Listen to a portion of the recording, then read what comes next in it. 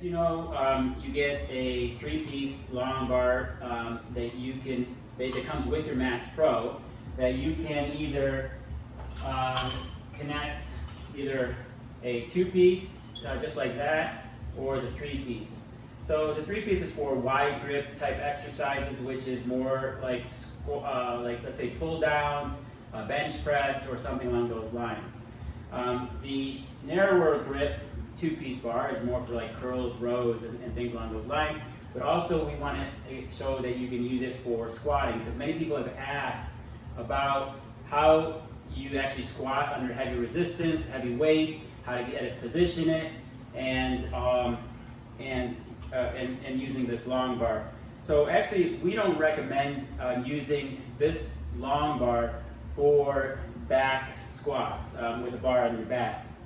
The reason is, obviously when you're doing weights and so on, traditionally you have weights on both sides, and this is your pivot point that goes right on your back right here. In this case, if you're using the MAXPRO, you're having the connections here and here, any slight variation in the movement will make it unstable and teeter, particularly because you have it only on this one little point and you're so far away from the actual resistance or tension line. So this is not recommended to be used, and it's also really difficult to put it all the way up and then get under very high, and we're talking about high resistance, right? Lower resistance, it can be acceptable, but there's a better way. There's a few better ways that we'd like to explain, especially if you're going to do squats or leg exercises. So, Mike, what's your thoughts on that? My thoughts are that there's some perfectly fine alternatives to the back squat on the MAXPRO. In fact, research shows that by doing the 2 variations I'm going to show you, which are the Zercher and the front squat, that you can actually use less weight and achieve the same tension on your muscles, which is always a good thing. So what I'm going to show you first is how to get into place to perform the Zercher squat. And congratulations, it's leg day. Congratulations, it's leg day. Yes, you made it. Now let's see if you can finish.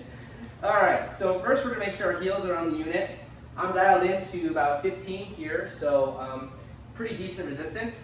Now the first trick you want to do is you want to bring the bar up to your hips using good form. And you'll notice that there's no resistance on the way down, so it's pretty comfortable to be right here.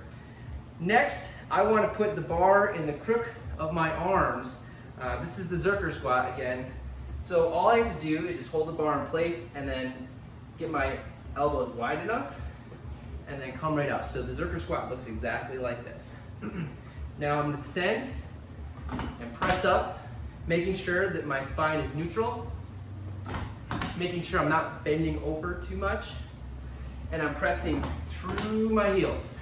And again, you'll notice that my arms are nice and wide to provide a stable platform, and I'm pressing through my heels. Now, that's the Zercher squat. The second squat variation that I want to share with you with one of our bars is going to be the front squat variation, and it's very similar to the barbell front squat, but getting into place is a lot easier. So again, we're going to lift it off the ground using good form, get it to stage 2, which is the Zercher squat, bring it up just a little bit further, and then I'm going to position myself underneath the bar to where it's on both of my shoulders and my hands are keeping it back as far as possible.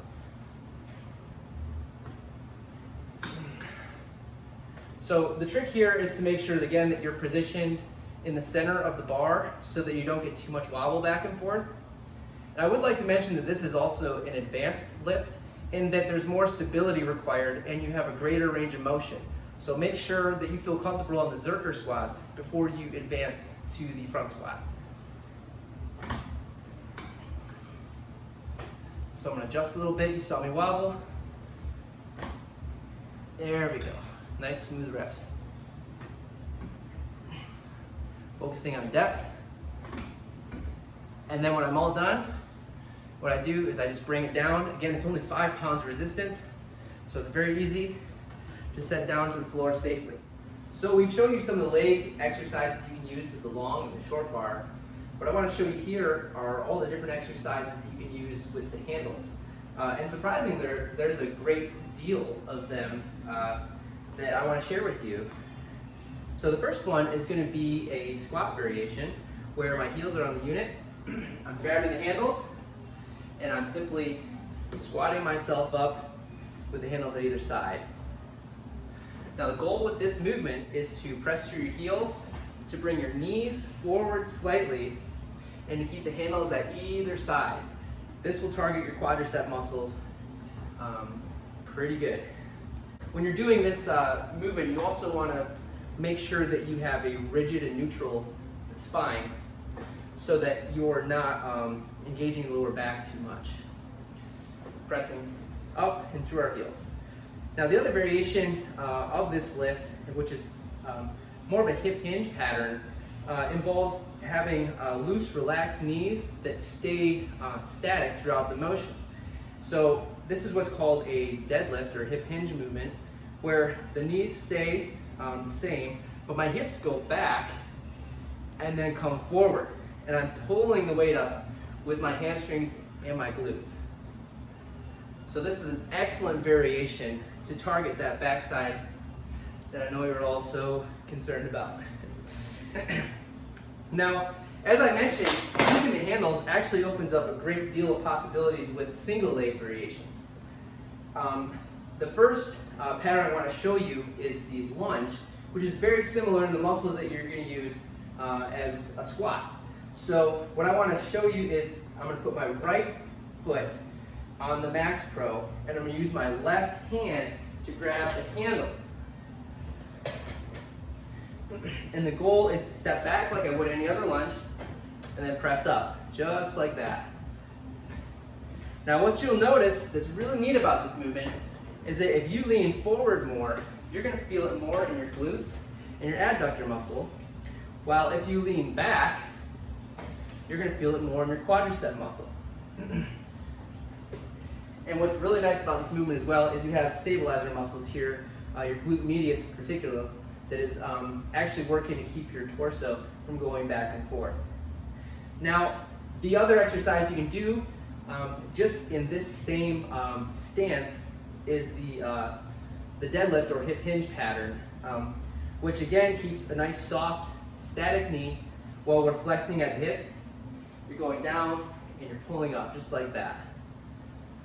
Now you'll notice that my back leg is just in the same spot. They call it a kickstand or B stance.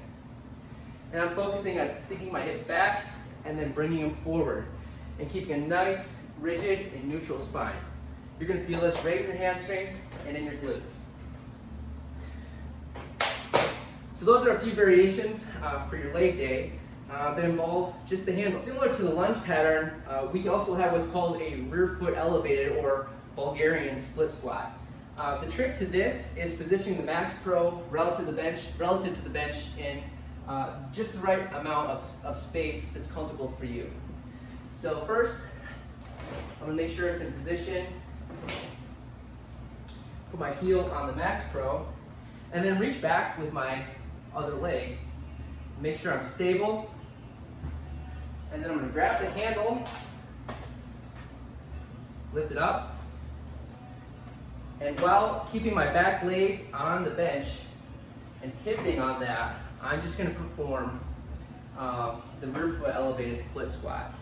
Now, those of you who've done this before know that the tension remains on your glutes and on your quads, so you don't really get a break, and it makes it a lot harder than a lunge where, for instance, you get more of a break at the top.